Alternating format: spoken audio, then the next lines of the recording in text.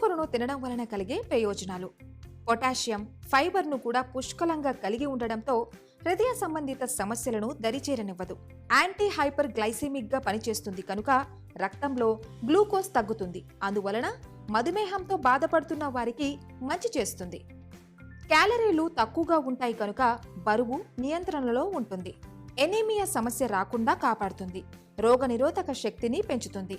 Vitamin ఏని కలిగి ఉన్నందున చర్మ సౌందర్యాన్ని, కంటి ఆరోగ్యాన్ని కాపాడుతుంది. విటమిన్ కే అధిక శాతంలో ఉన్నందున ఎముకలు పెలుసుబారకుండా రక్షిస్తుంది.